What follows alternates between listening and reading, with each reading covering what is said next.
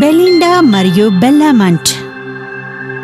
గంటలు మోగడం ఒక ఆనందకరమైన సంతోషకరమైన శబ్దం.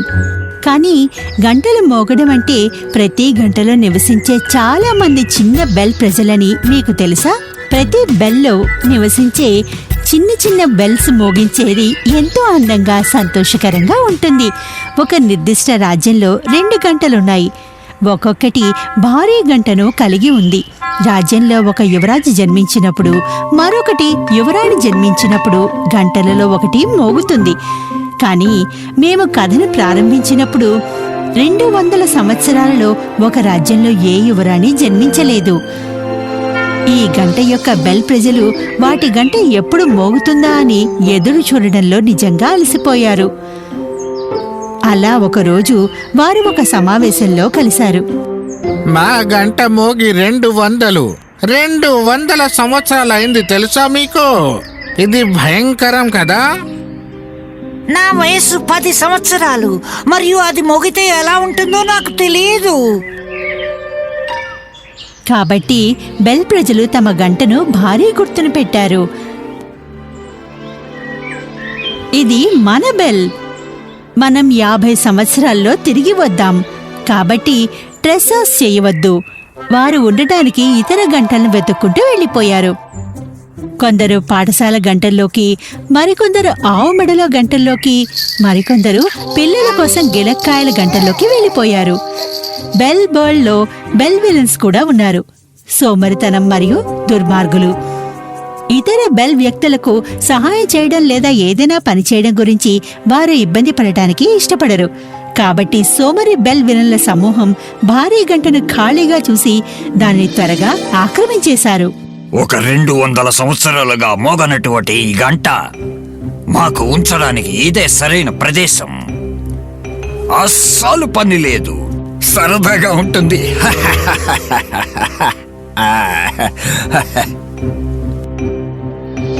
మరో 30 సంవత్సరాలు గడిచిపోయాయి. రాజ్యంలో జన్మించిన యువరాణి లేనందున ఆ బెల్ ఎప్పుడూ మోగనే లేదు. రాజ్యంలో ఇప్పటి వరకు జన్మించిన యువరాజులచే మాత్రమే పరిపాలించబడింది.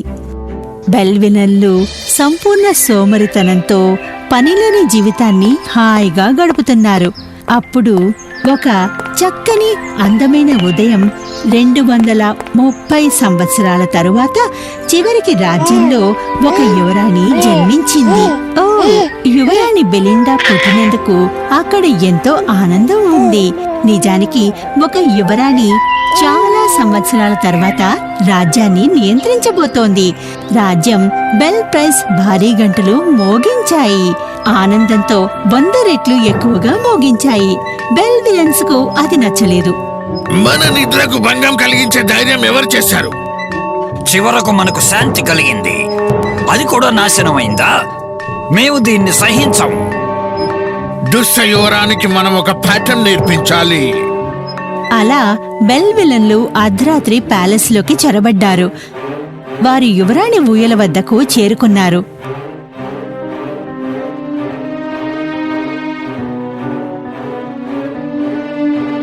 మేము నిన్ను శపిస్తున్నాం యువరాణి, మా విశ్రాంతిని పాడు చేసినందుకు. ఆదివారాలు మినహా అన్ని రోజుల్లో మీరు మీ ముఖాన్ని ఎవరికైనా చూపిస్తే వారు వారమంతా అనారోగ్యానికి గురవుతారు. కాబట్టి మీ ముఖాన్ని చూడటానికి ఎవరు ఇష్టపడరు. ఎప్పుడూ కూడా మీరు 200 సంవత్సరాల పాటు మోగించని గంటను మోగించినప్పుడే మీ శాపం విచ్ఛిన్నమవుతుంది. అలా జరిగింది.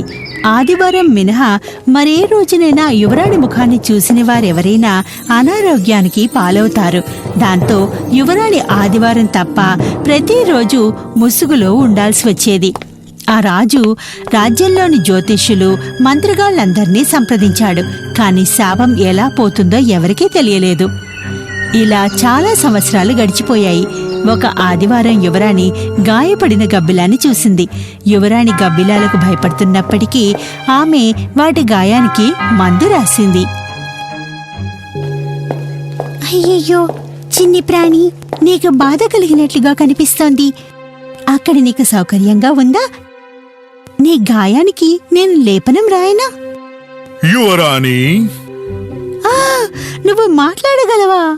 అన్ని జీవులు మాట్లాడగలవు యువరాణి, కానీ స్వచ్ఛమైన హృదయంతో ఉన్నవారు మాత్రమే నిజంగా వినగలరు. పైగా మీ హృదయం చాలా అందమైనది. సరే, అదే నిజమైతే నేను శమింపబడి ఉండేదాన్ని కాదు కదా. ఓ, మీరు పుట్టినప్పుడు దుష్ట బెల్ విలన్ల నుంచి మీకు ఇచ్చిన శాపం అది. నేను మీ కిటికీ వెలుపల ఒక చెట్టు నుండి వేలాడుతున్నాను. వారు చెప్పినవన్నీ నేను విన్నాను. అప్పుడు కబ్బిలం ఆమెకు బెల్బెలన్ల గురించి ప్రతిదీ చెప్పింది. యువరాణి 200 సంవత్సరాల పాత గంటను కనుగొంటే ఆమె శాప విమోచనం అవుతుంది. యువరాణికి చాలా ఆనందంగా ఉంది. ఆమె గబ్బిలాలకు కృతజ్ఞతలు తెలిపింది. ఆమె తల్లిదండ్రుల వద్దకు పరిగెత్తింది. నాన్నా, నేను వెళ్ళి ఆ గంటను కనుగొనాలనుకుంటున్నా.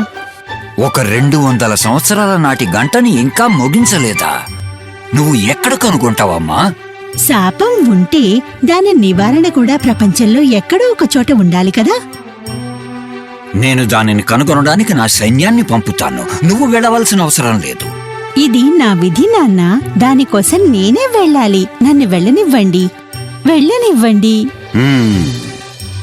నువ్వు చెప్పింది నిజమే. ఇది నీ తలరాత. నిన్ను నువ్వు జాగ్రత్తగా కాపాడుకో తల్లి. అలా యువరాణి 200 సంవత్సరాల పాత గంటను వెతకడానికి బయలుదేరింది. ఆమె మంత్రగాళ్ళు, మంత్రగత్తెలను కలుసుకుంది. కాని అలాంటి గంట గురించి ఎవరికీ ఏమీ తెలియదు. ఒక రాత్రి ఆమె ఒక గుహలో విశ్రాంతి తీసుకుంటున్నప్పుడు ఆమెకు ఒక శబ్దం వినిపించింది. అక్కడ ఎవరున్నారు? నా దగ్గర కత్తి ఉంది కాబట్టి నాకు దగ్గరగా ఎవరు రాలేరు.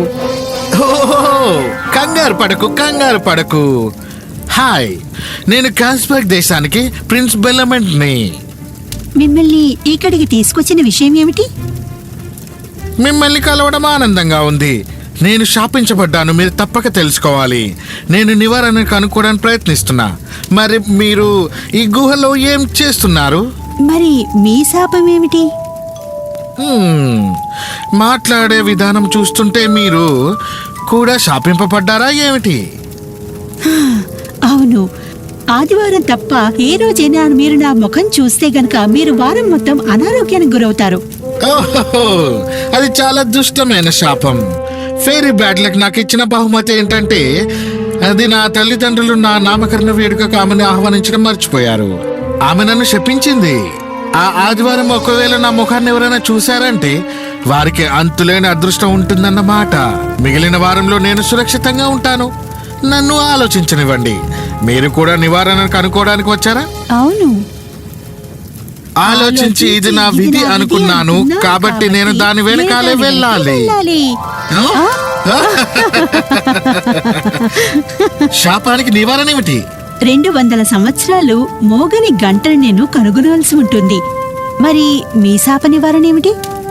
నాకు కావాలి 200 ఏళ్ల పాత బెల్స్. అవి కూడా 200 ఏళ్ల నుండి ఎక్కడున్నాయో అక్కడే ఉండాలి. ఇదే విషయం 20 నిమిషాల నుంచి నా మదిలో మెదులుతూ ఉంది. అది సులభం కదా, అవునా? సులభం అస్సలు కాదు. అన్నింటిలో మొదటిది 200 సంవత్సరాలుగా ఒకే స్థలంలో ఉన్న 200 సంవత్సరాల పాత గంటలను నేను ఎక్కడ పొందగలను? నువ్వే చెప్పు. నేను వాటిని కనుగొన్నప్పటికీ 200 గంటలు నా చెవిలో మోగితే నేను 10 సాధారణ గంటలతో ప్రాక్టీస్ చేస్తున్నాను. కానీ ఆ శబ్దాన్ని ఒక్క నిమిషం కూడా నేను భరించలేను. 20 నిమిషాలు 200 గంటలు ఒంటరిగా వదిలేయండి. దానివలన నాకు పిచ్చి పట్టొచ్చు. కానీ నా శాప విమోచనను కనుగొనడానికి నేను ప్రయత్నించాలి. నా మొత్తం జీవితం ప్రతి ఆదివారం నా ముఖాన్ని చాలా దాచుకుంటూ నేను గడపలేను. మనం కలిసి ఉండి ఒకరికొకరం సహాయం చేసుకుంటే. అవును. అలా యువరాజు యువరాణి కలిసి వారి శాప విమోచనను కనుగొనాలని నిర్ణయించుకున్నారు. త్వరలో వారు మంచి స్నేహితులయ్యారు. ఒక రాత్రి ఒక వింత జరగడం మొదలయ్యింది. వారు ఒక గ్రామంలో ఎద్దుల బండిపై వెడుతున్నారు. ఎద్దుల మెడలో గంటలు మోగుతున్నాయి. కాని అవి యువరాజు యువరాణుల దగ్గరికి వచ్చేసరికి ఆ గంట వింత జానపదం పాట పాడడం విన్నారు. ఇదిగో బెలిండా బెల్లమెంట్, మీకు ఏం కావాలో మాకు తెలుసు, మా సూచనలు అనుసరించండి. సరిగ్గా అప్పుడే బండి ఆగిపోయింది. గంటలు మోగడం ఆగిపోయాయి. పాట ముగిసింది. మరుసటి రాత్రి వీరిద్దరూ పాఠశాల భవనంలో ఆశ్రయం పొందారు. తన తండ్రితో అక్కడికి వచ్చిన కాపలాదారు కొడుకు గంట మోగించాలని అనుకున్నాడు. అతని తండ్రి అతన్ని అలా అనుమతించినప్పటికీ రాత్రి గంట మోగించడం చాలా సరదాగా అనిపించింది. కాబట్టి అతను పాఠశాల గంటను మోగించి నవ్వడం ప్రారంభించాడు. అతను మోగిస్తూ ఉండగా బెలిండా, బెల్లమంట్ మరొక పాట విన్నారు. ఓ, ఉత్తరం వైపు వెళ్ళండి, తెల్ల పర్వతం ఎక్కి దాటి వెళ్ళండి. బెలెన్చాంటర్ ఉంటాడక్కడ. అతను మీ శాపాన్ని తొలగిస్తాడు, ఖచ్చితంగా. ప్రిన్సెస్ బెలిండా మరియు ప్రిన్స్ బెల్లమంట్ తెలుపు పర్వతం దాటి వెళ్ళినప్పుడు వారు ఒక భారీ గంటలా కనిపించే ఒక ఆసక్తికరమైన కుటీరానికి వచ్చారు. చక్కని తోట అంతా బెల్ మైన్స్ పెరిగి ఉన్నాయి. వారు కొట్టడానికి ముందు తలుపు తెరిచే ఉంది. ఆ, నేను మీకోసమే ఎదురు చూస్తున్నాను. మీ ముసుగుని తొలగించండి యువరాణి. బెల్ ప్రజల శాపం నన్ను ప్రభావితం చేయదు. మీకు తెలుసా మేం వస్తున్నామని? శాపం గురించి మీకెలా తెలుసు? అవును, బెల్స్ నాకు చెప్పారు. వారు పాడతారు, ఇంకా మాట్లాడతారు. అక్కడ ఉన్న చిన్న బెల్ ప్రజలు. ఓ అవును, వారు చేస్తారు. కానీ ఇది వింతగా ఉంది.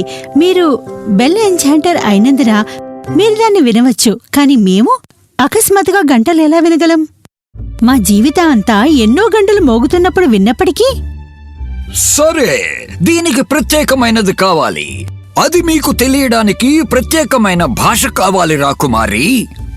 ప్రత్యేక విషయం నిజమైన ప్రేమ, ఇంకా నిజమైన దయ. ఎందుకు? మీ నిజమైన దయతో మీరు గబ్బిలం మాటలు వినలేదా? అవును, అదే విధంగా మీ ఇద్దరి మధ్య నిజమైన ప్రేమ మీకు గంటలు వినిపించేలా చేస్తుంది. కలిసి నిజమైన ప్రేమ? ఏంటి, మీరు గ్రహించలేదా? మీరు మీ తలరాతని కనుగొనే ప్రయత్నంలో ఒకరినొకరు కనుగొన్నారు. మీరు ఒకరికొకరు మీ తలరాత. ఈ కఠినమైన ప్రయాణంలో మీరు కలిసి ఉన్నారు. మీకు మొదట శాప నివారణ కావాలా, లేక విందు కావాలా? కలిసి మొదటి శాప నివారణ. సరే అయితే, నా సూప్ నిజంగా బాగుంటుంది. మరి నాతో రండి. మంత్రగాడు వారిని గంటలతో నిండిన భారీ గదిలోకి తీసుకెళ్లాడు. అతను ఒక కుప్ప నుండి ధ్వంసమైన గంటను తొలగించాడు. ఇది మీకోసం. నా తోటని మీరు చూడలేదు కదా.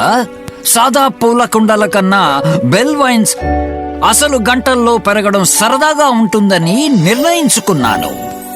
కాబట్టి నేను ఈ గంటను జీవిత విత్తనంతో రూపొందించాను. ఇది 200 సంవత్సరాల వయస్సు, కానీ నేనింకా దాన్ని పరిపూర్ణం చేయలేకపోయాను. ఇది మోగటం లేదు. ఇదిగో, దాన్ని మోగించండి. బెలిండా ప్రయత్నించింది. నిజంగానే గంట అస్సలు మోగలేదు. ఆపై శాపం ఆమెను ఎప్పటికీ వదిలివేసింది. నీ శాపం పోయింది.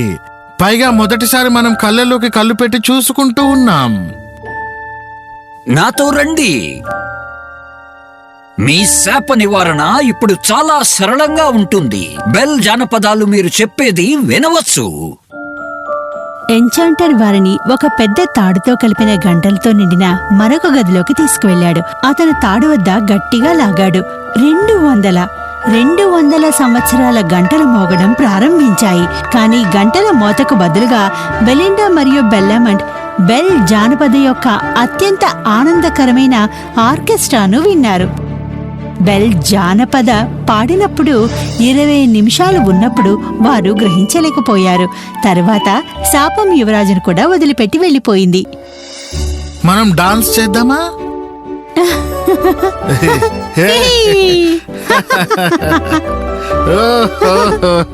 మీ శాపం పోయింది. నేను చాలా సంతోషంగా ఉన్నాను. ఇక బెలిండా మరియు బెల్లమెంట్ వారి శాపాలను పోగొట్టుకుని ఇంటికి తిరిగి వచ్చారు. బెలిండా తన రాజ్యాన్ని పరిపాలించింది. వెల్లమెంట్ అతనిని జ్ఞానం, ధైర్యం, కరుణతో పరిపాలించాడు. వారి స్నేహం మరింత వికసించింది. త్వరలోనే వారు ఒకరినొకరు ప్రేమిస్తున్నారని అంగీకరించారు. వారు వివాహం చేసుకున్నారు, కలిసి పాలించారు. చెడు చిన్న బెల్ విలన్ల విషయానికొస్తే 50 సంవత్సరాలు గడిచినప్పుడు అసలు బెల్ జానపద ప్రజలు తిరిగి వచ్చి సగటు వారిని తరిమికొట్టారు. అందువల్ల బెలిండా బెల్లమెంట్లకు ఒక కుమార్తె జన్మించినప్పుడు ఒక పెద్ద గంట చాలాసేపు మోగింది. బెల్ జానపద వారి ఇంటికి తిరిగి వచ్చినందుకు సంతోషించారు.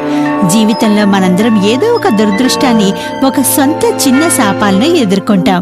కానీ బెలిండా బెల్లమెంట మన అడ్డంకులను అధిగమించడానికి దృఢంగా, ధైర్యంగా ఉండాలని నేర్పించారు.